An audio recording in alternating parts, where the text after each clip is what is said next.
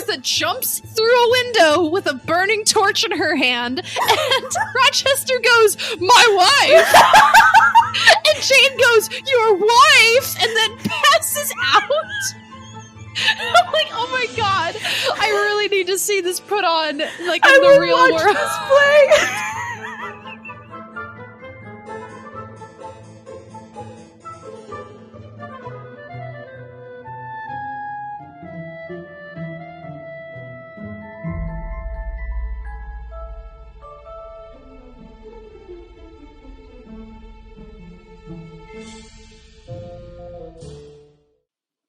Hello, Lillian. How are you? Hello, Piper. I'm doing great. How are you? I'm doing good. I finished a lot of my actual real person job work that I needed to do for today.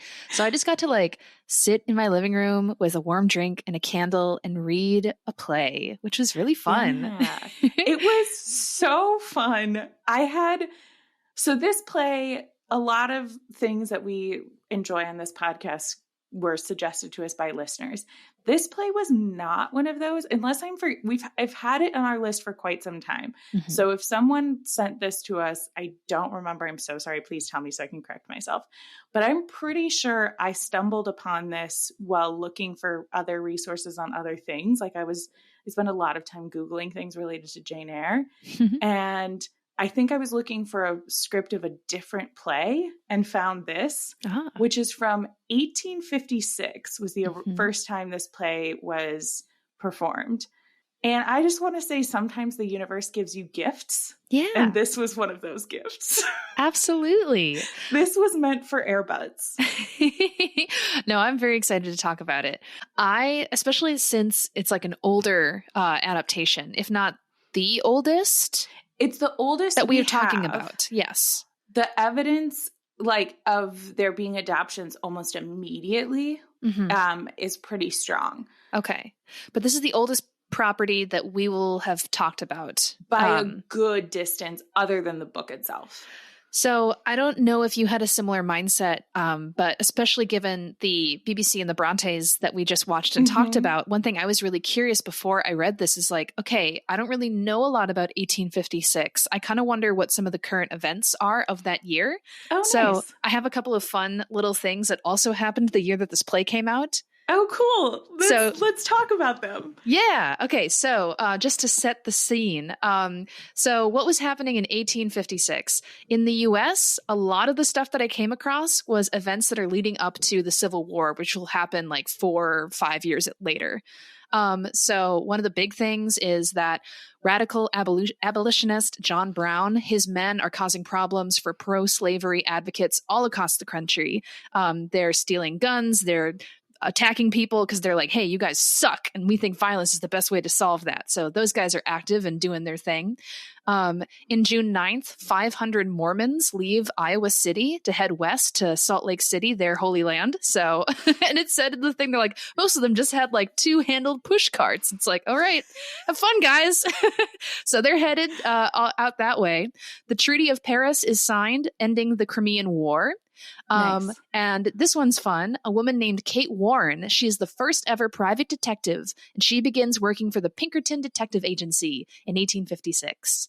So, woohoo. That's so nuts. Yeah. I had a similar idea, but ever so slightly different, which, because I think it's the same idea of you as where does this play live in our timeline, in our consciousness? But mine was a little bit different in that this is the closest to when Jane Eyre came out. Mm-hmm. So I was thinking about what came out right 10 years ago, because this came out roughly 10 years ago after Jane Eyre. What are books that came out 10 years ago now? So we can think about relative to Jane Eyre, it's pretty close to contemporary. Oh, that's the fun. Two big ones that I came up with were Fault in Our Stars came out 10 years ago. And Lean In came out 10 years ago. I don't know Lean In. Lean In it was a book that I read in college that was pretty life-changing for me, although it does have some problematic things about it. But it was by Shirley Sandberg, okay. Who is She was the CFO of Facebook, and she, it was about kind of women in the workplace and all this other stuff. But gotcha. And Fault in Our Stars is one of those classic teens fall in love, but oh no, cancer stories. Yes. Yeah. I think it was classic. Oh no, cancer, and then teens fall in love. Oh, that rascally cancer. Cancer rascals all around. But all in all, like, I think it's just, it is that funny, like, this is a very old thing. There are also moments that we'll talk about of, like, they didn't have, like, a lot of adaptions will skip over things or give context on things because it's so long ago now. Mm-hmm. They don't have to do that because people understand the social nuances of the time because they're still living in it. Yeah, exactly. But we decided not to do a recap, Piper. Yes. You had something else in mind? I do have something else in mind. So instead of doing a full recap, I just have 2 bullet lists that I made in my notes that I think I'll read off instead. So the first one, a list of the scenes that Jane and Rochester are in together where they're having a conversation with each other. And then the other ones I have just entitled things that you need for a good adaptation that are included in this play. So first of all, here are all of the scenes in this entire play of Jane and Rochester talking to each other. The meeting on the road, which they incorporate some of the language from the fireside scenes. The fortune teller scene that goes right into the proposal. So that's 2. The wedding and the reunion. They're in 4 scenes together in this entire play. And I bet none of them have as much dialogue as John, the man who works at the house. That's another list that I have. Another list that I have is who this play is actually about is John, Grace, Rob, and the Ingrams. Yes, exactly. So here are the scenes that, like, if you're going to do a good adaptation, you've got to do. So we all know, like, sometimes you have to skip the childhood. It's a thing that has to happen. But what you can't possibly skip is Brocklehurst yelling at Miss Temple for treating the students too well. You've got to start your play there. Then you have to have a scene of the Ingrams bullying Jane. You have got to include the fortune teller scene. You have to include how the Ingrams react to Rochester getting engaged to Jane. And then you simply must include a scene of Rochester's birthday. I know, his birthday, which I can't wait to talk about. But Lillian, you forgot that they also go through the entire charades, your favorite part. Yes! I did have that in my notes. I skipped over it. They do charades, fortune teller, and the Ingrams are like main characters. Yes. Oh my God. Mrs. Fairfax is not in this. No, she's not. It's so crazy. We never see Adele. She's just simply mentioned, and I can't wait to talk about how she's referred to. And yeah, the Ingrams are like the main people in this kind of, to like just get to be snooty, wealthy assholes, specifically Lord Ingram, who in this version is Blanche's brother. Yeah. Which, like, it took me a second to figure it out, because when you say someone's a dowager, like, lady, it means that their husband has passed. Yes. And I kept being like, if this is the dowager lady, then how is Lord Ingram here? It's his ghost. That's where my brain was at reading this play. I want to talk a little bit more about the physical experience of reading this play, because we have an archive version of it. So there's this archives that scanned in this play from 1856, which I am becoming one of those people who wants things preserved for history, because a lot of adaptions of Jane Eyre are just gone forever, and we're never going to get to read or consume those. So I am so grateful for places like this doing this work. Yeah. It is a total of 22 pages that they've scanned in. The play does not start until page 6. And the last 2 pages are also just like cast and other information. Yeah. Like it includes like music that you could play if you wanted to include music in your production. And I looked up, I do think this was quite condensed. So there was more text on each individual page than I would expect there to be in a play today, partly because printing these was probably really difficult. However, I looked it up, and like a play, basically each page you would expect to take about a minute. Oh. Which means this play was probably like 15 minutes. Even if we double it, that's a 30-minute play. So they are trying to tell Jane Eyre real quick, and they picked some wild things to focus on. I love it though. And I don't know about you, but like, so I read some of the passages aloud and I was like doing my own little voices, but I can like perfectly picture like how these actors at the time would be like standing and like delivering their lines in very like fancy, elegant ways and stuff like that. And it was just like really fun to like picture it. So yeah, it would be brief, but I think it does, even though they choose some wild stuff, I think they do a lot with a little, and I like it. That's what I feel. I feel like this has such a similar energy to the TV like movies that we've watched, where it's like they're trying to tell the story really fast. They're making a lot of assumptions about what the audience does and does not know. And the other thing that is very clear to me in this adaptation is this is not part of we talk about our adaptations being in conversation with each other. This lives outside of that completely.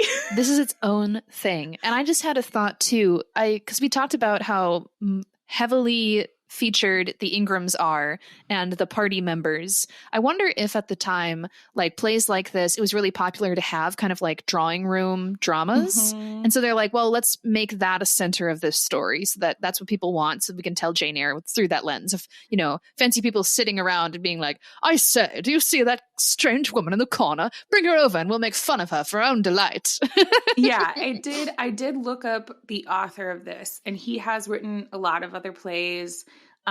He has his own Wikipedia page, so he's not just some forgettable person. He is someone who like did this on purpose. And so I do, but like just looking at the volume of things he created, like he was an actor and a playwright. He lived in, I think he lived in the UK. But I do get the impression that like this may be similar to the TV shows again, like they reuse the same sets. They reuse the same, like I can see this being that kind of thing where it's like, well, we have a set for outside of a fancy house. We have a set for a garden. We have a set for a living room. That's where the play takes place. Like, good luck. Yeah.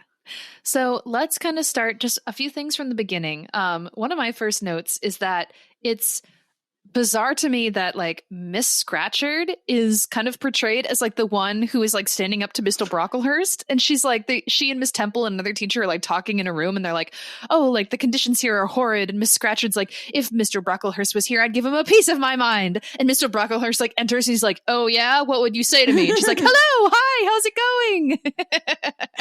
Yeah, I think that was really interesting. I have one other note from just before that. On the first page of where they start listing out the cast, they say that my favorite thing that's printed anywhere on this entire document, which is this does not violate any copyright laws. Yeah, they did it. They don't explain that they're allowed to do it. They don't explain this is licensed. They just say, don't worry about copyright for this. It's fine. It's totally fine. Just read the play, do it. It's cool. You're welcome. It sort of feels like if somebody had a sign on a table full of handbags, all legitimate, very real, don't question me.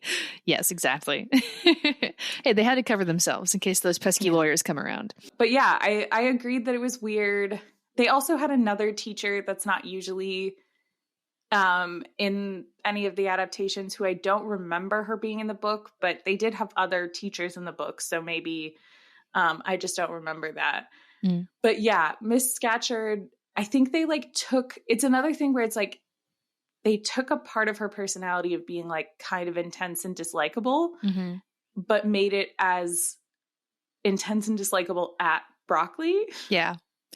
And I thought it was funny. Like, this is one of the passages where, as I was reading it, I'm like, no, I absolutely know like how these lines are being delivered. Because anytime a female teacher would say anything, Mr. Brocklehurst would interrupt them and be like, silence, enough of that. Now hear you. I'm talking though. And like, it just like being his like bolsterous asshole self. And I'm like, this has a pattern to it almost, which is like very like kind of theatrical and play-like, which I kind of liked, like seeing that. So I think similarly when we get to Jane and even her, so she's supposed to be sick at the beginning of this, and Broccoli does not believe that she's sick. And that's why that's part of the reason why she's leaving. But first of all, sorry.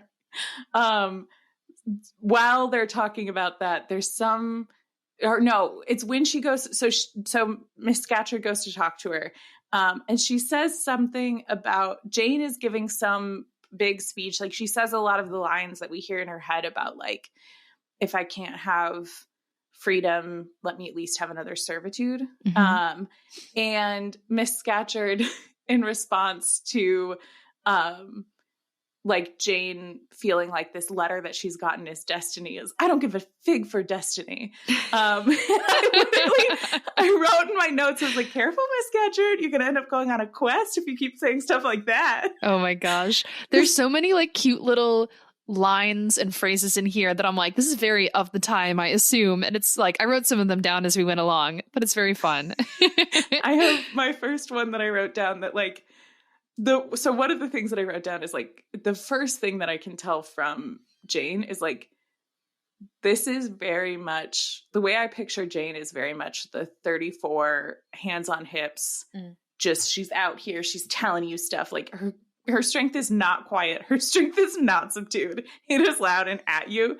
And when Miss Scatcherd is talking to Jane, she says, she's talking about Broccoli, like having all of these, like he would definitely like fire her or whatever. And Jane just like interrupts her to go, hypocrite, false tongues, hypocrite. And then there's a pause and she goes, go on. And that's how I read it in my head, was like, oh, I can't believe you. Oh, continue. It's like, no, I'm cool now. I'm composed. It's fine. Yes. I took a deep breath and now everything's fine. So Jane gets the letter. She has been accepted to go leave this horrible place and be a governess. And our first big change from the original story is that it like opens with a drawing room filled with party guests, mostly the Ingrams, hanging out at Rochester's house. And they're all like trash talking him.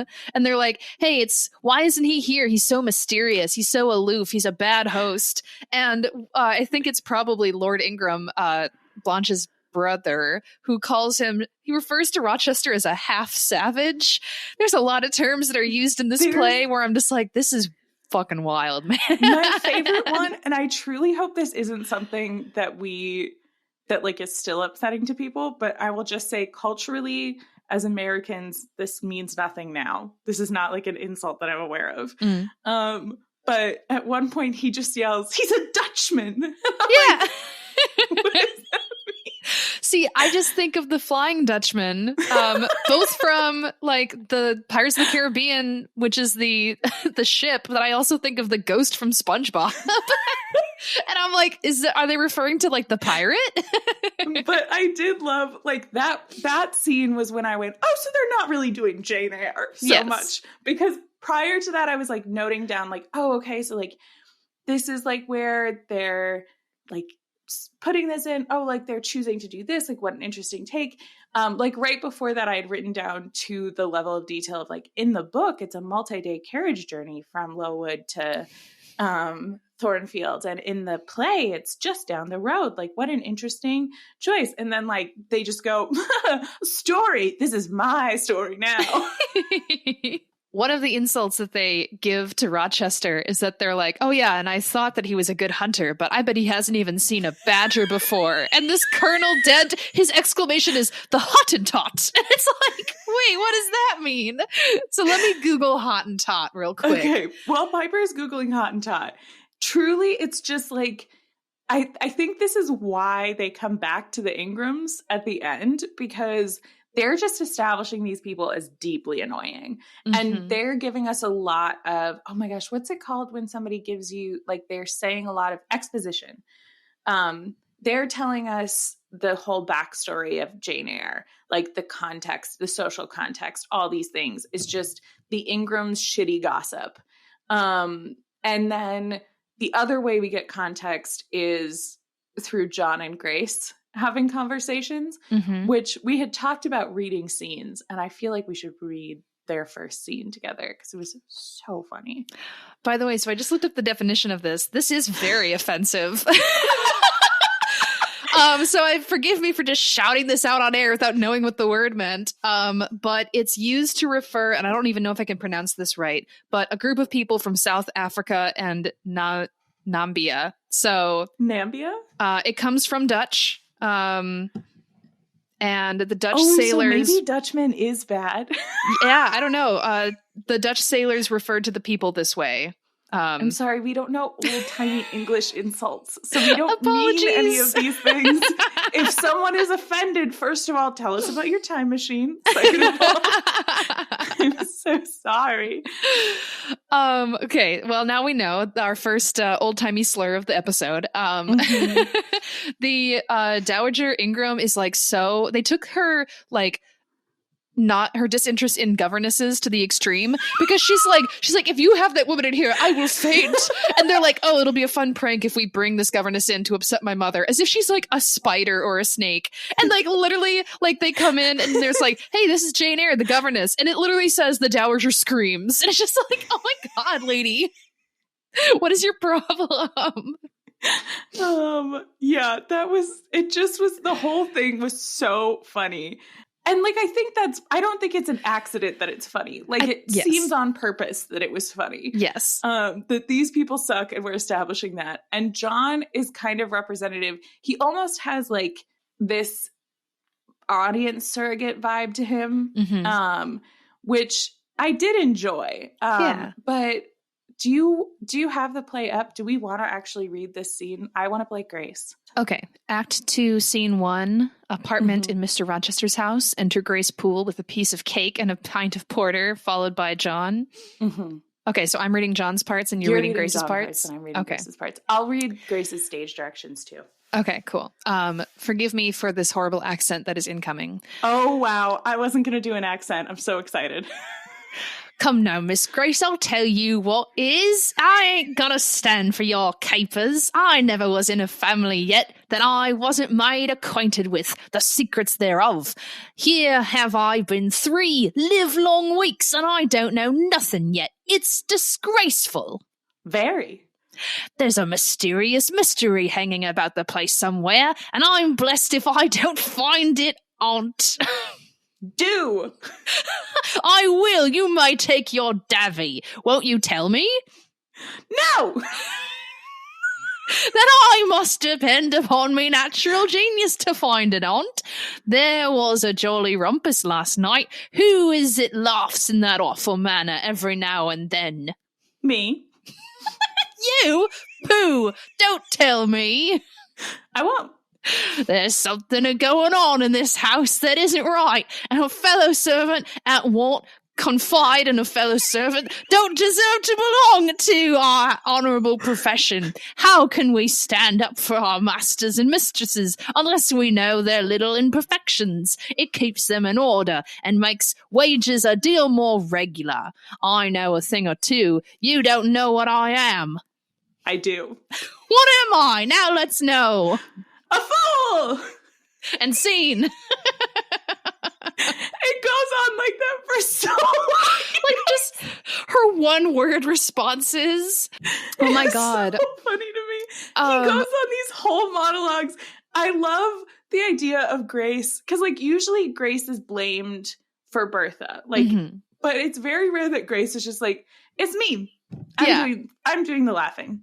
No, she's amazing in this. And I love how every time we see her, she's got a piece of cake and a pint of beer. And she's like, baby, you want some? Like, I'm just having my sweets and getting drunk so I can deal with this lady. Listen, Grace understands that life is short and things can happen. You might go crazy. You might not go crazy and get locked in an attic anyway. Either way, you got to be ready. You got to take life by the cake and beer and make it work for you. Oh my God, I'm so obsessed. Okay, I'm looking over my notes to see where we are roughly. So kind of along this line, in fact, I think it's just further down the page because I wrote down this quote because I thought it was amazing. When he's like demanding to get this information about what's happening here, and he says, while there's keyholes in the world and ears aren't scarce, then there ain't a master in the world who can keep a secret from a servant as determined to find it out. I liked that. I was like, as long as there's keyholes and ears, I'm going to know what's going on. I think you just read that line. Yes. And yes, there is. There also, my favorite line that I also think you just read in that is that Thornfield has a mysterious mystery going on.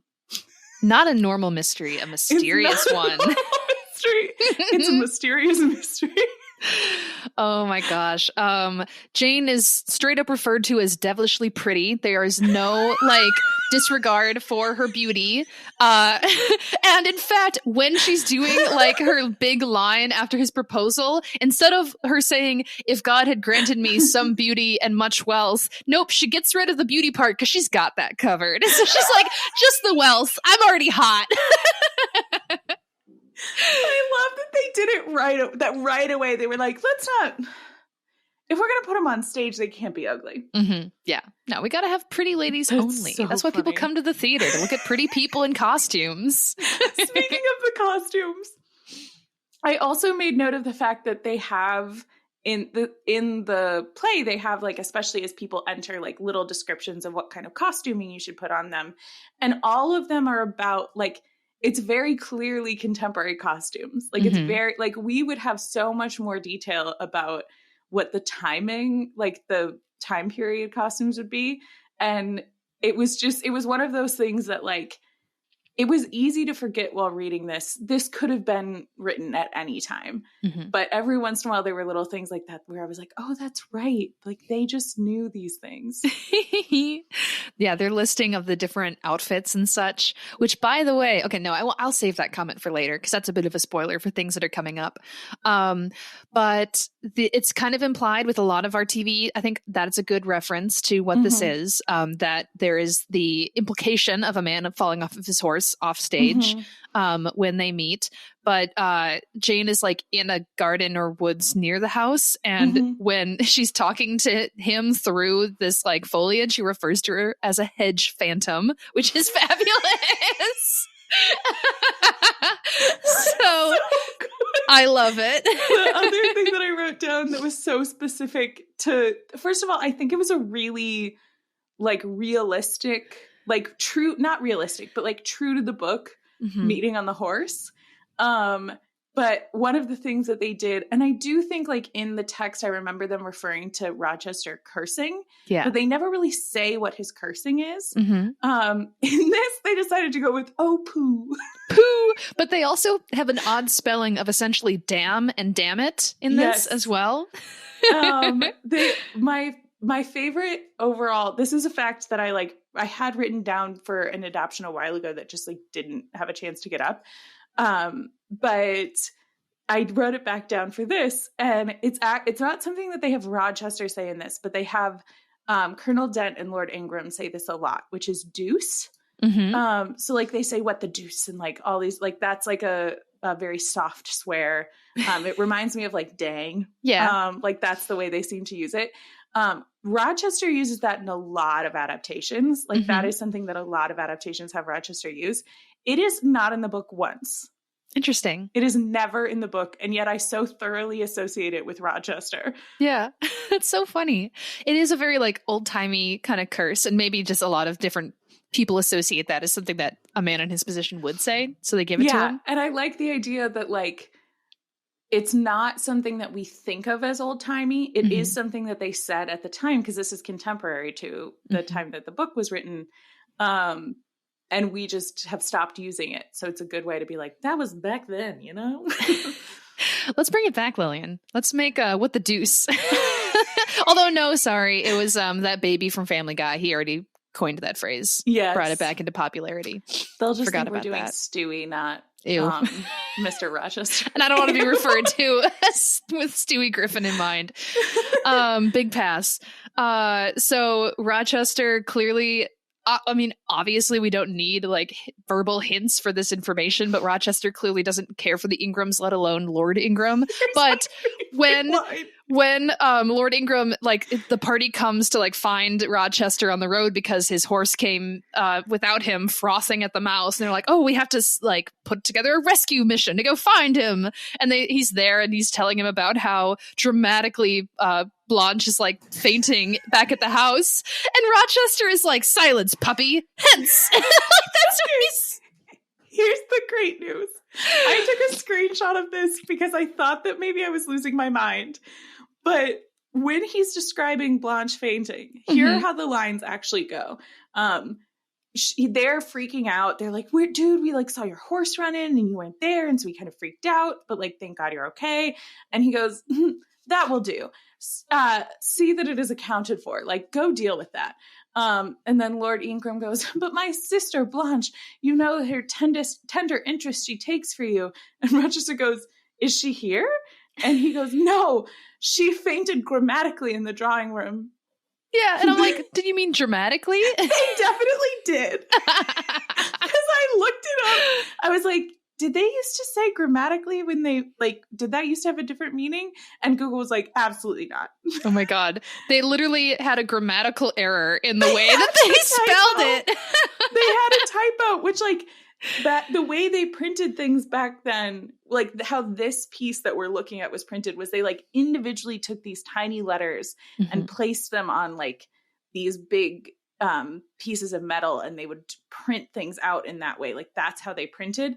So a typo would be like such a nightmare. Oh yeah. It's like, no, we're keeping it. I don't care. Yeah. It's grammatically now. And it was probably like whoever's job it is to go put those pieces in was like, okay. And then he said, oh God, I know grammatically is a word. Poor little type placer.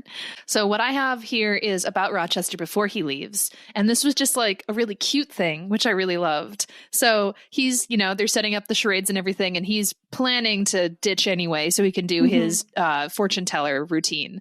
But it's very important to him that Jane is present for this. And so he's like, oh yeah, where's Jane? Where's my governess? She's going to come in and join us.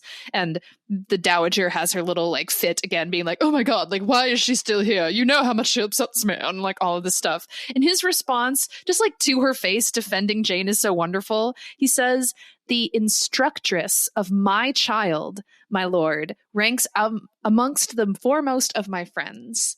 And so first of all, my child, I always love the idea. He's like, nope, she's my daughter. I love her. So screw you. And then also of him being like, he's like, hey, the woman who teaches my kid is my friend and she gets to be here. So shut up. And it's just nice. And like, I don't remember them having any sort of note about this, but like, is there supposed to have been time passed? Like, are we supposed to think these two have hung out, or did they hang out the one time and then he makes her come to this party? So there's definitely a time jump because I think this is supposed to be several months later and it's another party, because there's a reference later on when he's like, oh yeah, one of the Ingrams is talking about Jane, and they're like, oh, she's still here. Like, I remember her months ago. That's annoying. Why is she hanging around still? Yeah. That makes me feel a lot better about how quickly this goes in general then. Yeah. But so similar to when Jane was getting bullied by the Ingrams at the beginning, when Rochester invites her in, the Ingrams, like, as soon as Rochester like has to leave quickly and all this stuff, for various reasons, Jane is there, and Mr. Lord Ingram goes, hey, I just want you to know I've totally forgotten about our first meeting, which is his way of saying like, don't worry about it. Like, I know it was awkward socially for all of us. Let's just forget about it. And then they go on this little tangent where Jane is basically like, I have not forgotten it. And he goes, I was trying to forgive you. Like, why are you being such a bitch about this whole thing?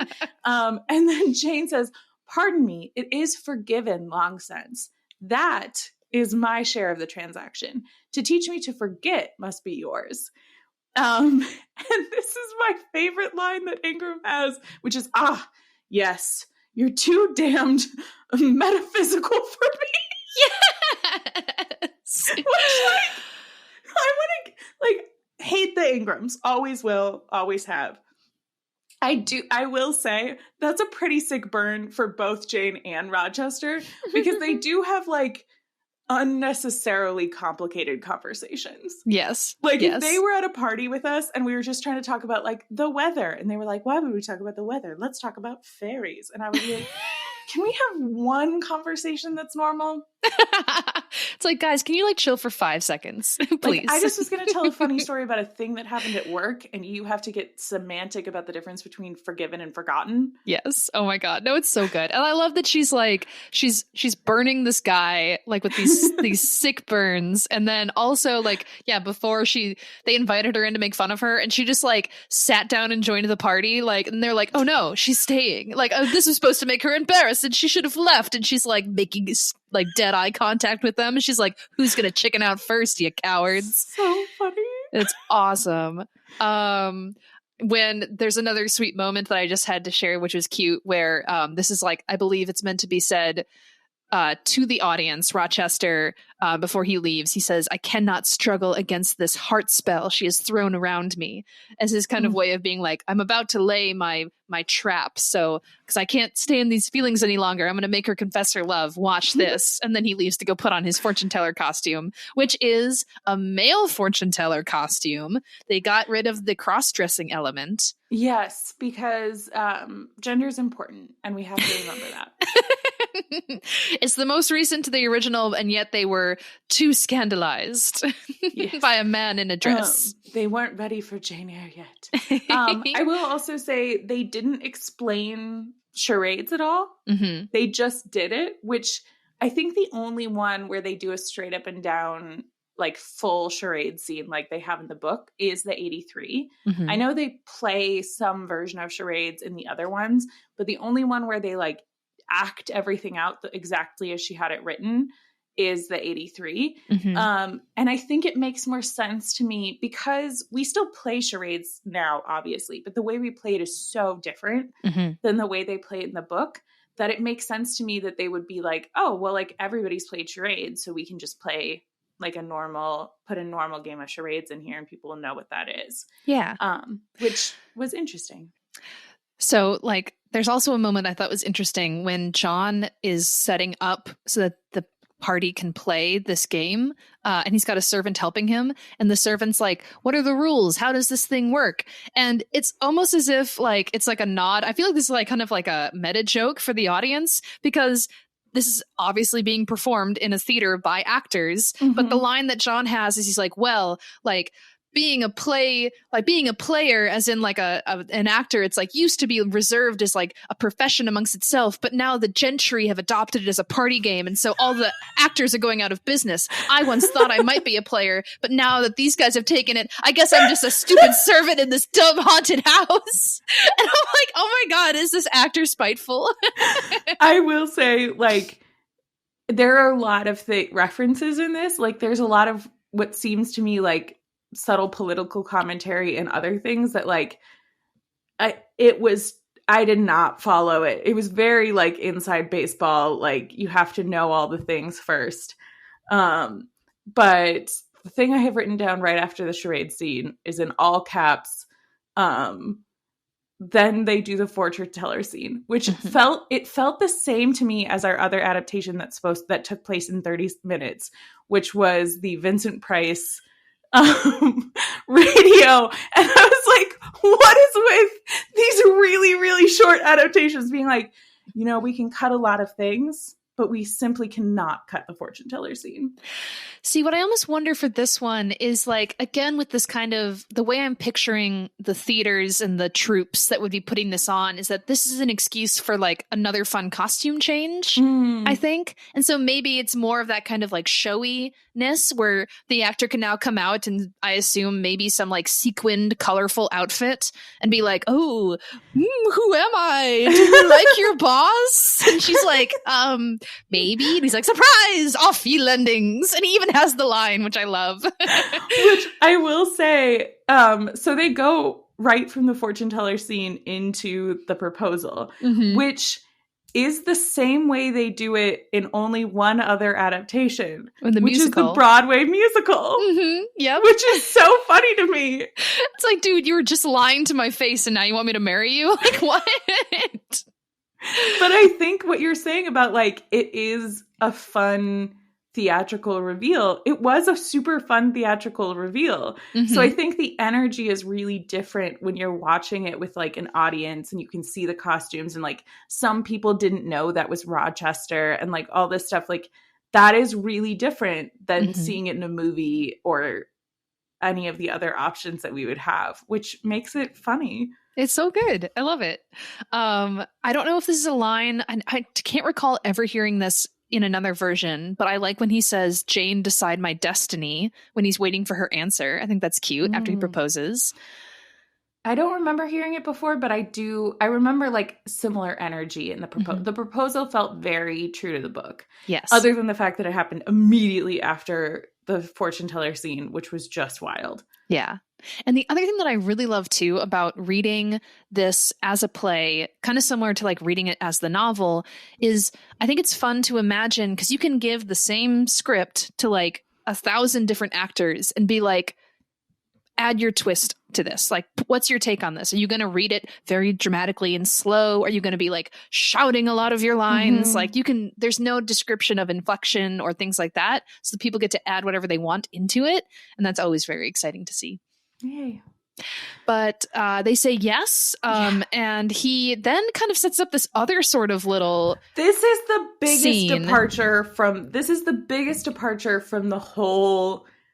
Like, they have to, because the Ingrams have been so central to this whole situation, they have to get their comeuppance. And they have these 2 scenes where they get their comeuppance. Exactly. So after Jane says yes, Rochester is like, we literally are not going to waste a second. Go put on a nice dress and then meet me at this like little church that's built into my house. I can't remember what they call it, but he's like, I'll make sure that the pastor is there. I'll see you like in an hour and then we're going to get married. We're going to do this.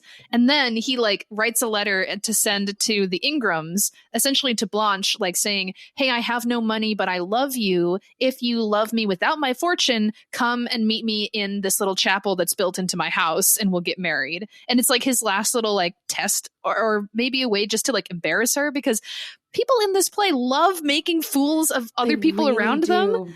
So maybe love a prank. Yeah, maybe he's hoping she would come and he'd be like, surprise, I'm not marrying you, I'm marrying this girl who your mom hates. Which like, what if she did love you? Yeah, like I know you're really sure. Like I know you're really sure that she doesn't. But what if you're wrong? Yeah. One of the greatest lines in this, in my opinion, is when the Ingrams are all together and like the Dowager is clutching her pearls having read this. And she's like, it's the worst thing ever. And they're like, what is it? Is he sick? Dead? And she's like, worse, he's poor. She's like, oh no. Then they have, I took another screenshot of this. It'll definitely be going on our social. But they have the funniest possible, like the way it's laid out on the page is like, he gets them to agree that to let him out of their engagement. So they had like an engagement contract. So they took it a lot further, where Rochester was just leading Blanche on in the books. In this play, they had like a contract. And in this, he leads Jane forward. And then Blanche and the Dowager at the same time go, the governess! It's amazing. This is like so theatrical and over the top. I would love to see a production of this, honestly. And then it goes, Lord Ingram goes, Lady Mother, you are checkmated. And then the Dowager goes, marry the governess? Revolting. And Rochester goes, yes, the governess. Which this style of like announcing the person in a shocked manner continues, because then like there's a whole bunch of commotions, and as they're like supposed to be doing their wedding, like John runs in and he's like, yo, the house is on fire and like this lady is loose, and then Bertha jumps through a window with a burning torch in her hand and Rochester goes, my wife. And Jane goes, your wife, and then passes out. I'm like, oh my god, I really need to see this put on like in the real world. Apart from the fact that Jane is not a fainter, she would never do that. Jane wouldn't do 90% of what's in this. This has the level of accuracy. Genuinely, the closest Jane we've seen in an adaptation is the 34, which I hated because of how inaccurate it was to crazy ass Jane. Oh my God, it's so funny. good. I love the idea of her facing down all these like super rich people, telling her boss to leave her alone, like all this stuff, just like hands on her hips, yelling. And then the crazy woman jumps through the glass, not a problem. The crazy woman has a torch, still chill. Rochester says, my wife passes out. She's like, oh, I'm out. I can't do this. No. That is a bridge too far for me. Incredible. It's like one of those versions where they do their separation in a blink. She just like has a moment where she's kind of like talking to herself, being like, oh boy, sure, it sucks that the guy I loved is married and I miss him and I love him. What? Is that his voice? I'm coming! And like that happens so fast. But she does say right at the beginning, it's been 12 months. And it is a separate, unrelated fire situation. Yes. Stop acting like it was the same fire, guys. Because I was wondering, like, while I was reading it, I was like, does Bertha die in the original fire? Like, is that what this is? Is that what's going to happen here? Can you imagine? All in one day, he goes from dressing up in a costume, pretending to be somebody else to get her to confess, throwing off the costume, being like, JK, marry me, please. And then this woman jumps through the window at that afternoon wedding. And he's like, it's my wife. And then the house burns down. And he's like, oh, she's dead. Hey, do you want to go back to the remnants of that church attached to my house and finish this? And she's like, yeah, sure. Why not? I'm in shock. I'll do anything. And I love that when she goes back, they have, instead of having the innkeeper, who's a stranger, tell her about what happened, they have John do it. Yes. And I literally wrote, does John not remember Jane? And then a few paragraphs later, I went, no. Oh, he figured it out. Well, he is a turnip head, Lillian, so. I just love that, like, all the servants are just insulting each other constantly about how dumb each other is. Yes. Grace and John marry, and like it's instantly just like a bunch of like. Yeah, no, they get married at the end. That's why she calls him a turnip head. And he's all like, because earlier in the play, he had a moment of being like, oh, I think I could be happy if I only had a wife. And then Grace shows up and he's like, what are you doing here? And she's like, you want some cake and beer? And then later, like, they get married and they're like taking care of Rochester on this farm. But yeah, so that's a thing. They get reunited. And it's Rochester's birthday. It was so fun. Because they're having this whole scene. It's the Rochester Jane reunion scene. Like, she's there as if she's caring for him. He doesn't want her to take care of her. He wants a wife. Oh, it's like classic. That's the thing, is like, we're focusing on the stuff that's not classic Jane Eyre because we talk about that all the time. Mm-hmm. This is a bizarre combination of like, Bertha jumped through the window, but the lines were right. And that's what this scene feels like, where it's like the scene is happening, they're having this conversation, it's very Jane Eyre-esque. I'm like waiting for the play's almost over, I know how much is left.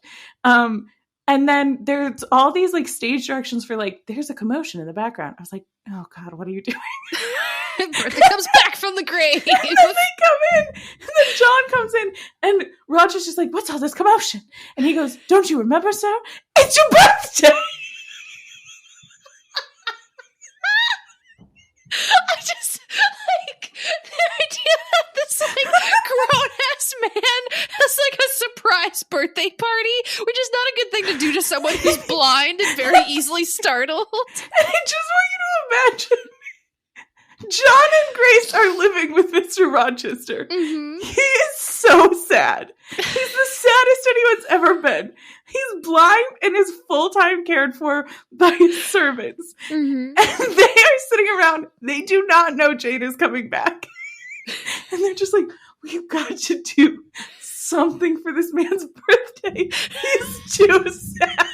Oh my God, let's invite all of his tenants, because even though he's poor, they still think he's a nice guy. So the tenants come to celebrate his birthday.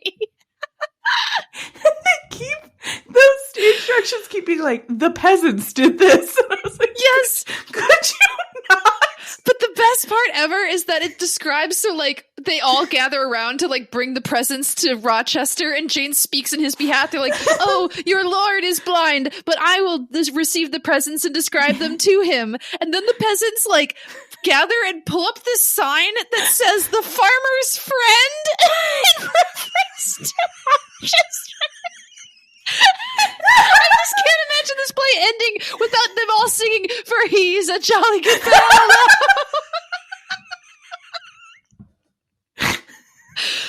Oh my god. It was so good. I genuinely think we'll put a link to the play from the archives in the description for the episode. If you love Jane Eyre, go read this crazy play. It's so goddamn good. We need to it doesn't take long. Fund our own local production of this. There's no copyright on this. It's way over 100 years old. Right. No, I mean, we have to like rent a stage, hire actors, make a sign that says the farmer's friend. That's incredible. Yeah. I'm so excited. Should we rate this bad boy? I think it exists outside of our normal rating scale, but yes, we should rate it. Okay. I'm going to give it a 20 out of 10 turnip heads. You can't do it. Yes, I can. Try again. For he's a jolly good fellow. Lillian, it's Rochester's birthday. You think this is better than the 1970 version? I'm just being silly. In reality, I don't know. I think for originality and fun, I give this a nice, jolly 7 out of 10 turnip heads. I am also giving this 7 out of 10. I also think it lives outside of our thing, and I would give it 20 out of 10, just for the amount of joy that I got from, like, the whole time I was reading it, I was like, every once in a while, there's things that we see that I'm like, this is fine. It's going to be really hard to make a podcast about. There's just not a lot to say here. Yeah. And then other times I'm like watching something and I'm like, I cannot wait to talk to Piper about this. I know. And this was that, where I was like, last night I was reading it and I was laughing out loud so much I had to kick my dog out of the room because she thought something was wrong. Oh, goodness. Wait, what method of ranking are you using? Oh, that's a great question. I'm going to give it 7 out of 10 deuces. Nice. I don't know. Would that be like, would you use playing cards? I'm going to use like the number 2 so that way Okay. people who aren't part of this don't know. Perfect. For my guy, please find a picture of the character Turnip Head from Howl's Moving Castle. Okay. Can you send me that? I will. Great. Alrighty. Yeah, if you guys have read this or want to read it, reach out to us on social at Airbuds on all the major social platforms. We have screenshots shared of some of these incredible lines of dialogue for you to see, and send us your emails if you have other copies. We forgot to talk to this will go out. So when we post it, we always post the cover. The cover of this play is so different from any other. Like it's usually a shot of Jane, or it's a shot of Rochester and Jane together, or it's a shot of Rochester sometimes. This is a very intricate drawing of Jane asleep on a desk and ghost, like, vision Rochester hovering above her. What a choice. Like, what a scene to be like, this is the cover. It's awesome. I love it. Which they even gave like very specific stage direction of their like, hey, you should have like one side of the stage in shadow, one side is lit with Jane, and then turn the light on to Rochester in a dramatic style and have him reach out to her and say her name. That's how you should do this. And it's like, sweet. Can do. So good. But if you've enjoyed us talking about this, first of all, if this is your first episode, welcome. What a choice. Hi. You decided to start chronologically from the adaptations. Bold. I love it. Going in the deep end. But when we're recording this, I almost said Thanksgiving. Halloween is the new episode that we're going to have coming out next week will come out the day before Halloween. And so we needed something spooky to talk about. And the spookiest thing I could think about was the gothic elements of Jane Eyre. So we are going to be doing another kind of theme episode, similar to some of the other ones we've done, where we talk about a theme of Jane Eyre. The last one we did was theology. And this one is going to be about the spook scares. Can't wait. It's going to be a lot of fun. So join us for that. If you enjoyed this, you can leave a 5-star review on your platform of choice. And that just helps it get it out to other people, shares it out with people. But yeah, if you've been here this long, thanks for joining us. Yeah. And if you've been here this long and you really love this and you're like, I could probably get more people to listen to this because I got a lot of cool friends who would want to know what 2 random goofs' thoughts are on an 1856 play about Jane Eyre. First of all, what a specific and really cool friend group you have. Love it. And second of all, tell them about it. There's probably not another one. I can tell you with a great deal of certainty, there's not another podcast that is talking about this play. Mm-hmm. One of a kind, baby. Mm-hmm. And if you copycats out there do the same thing we did, first of all, tell us about it. I probably want to listen to that. And second of all, Lillian and I will jump through a window in your house with torches in our hands. It has yet to be 100 years. We'll sue you. Yeah. Well, happy birthday, Rochester. And we'll see you guys next time. Happy Jane Eyre reading and watching. Bye. Bye.